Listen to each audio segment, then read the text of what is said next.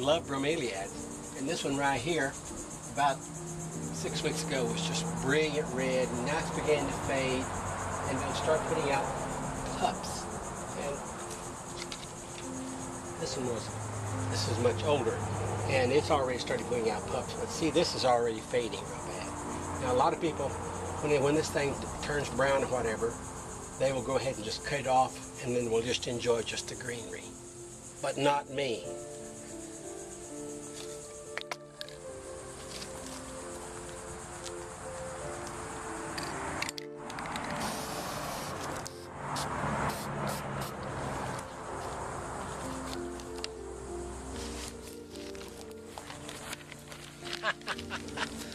Don't tell anybody.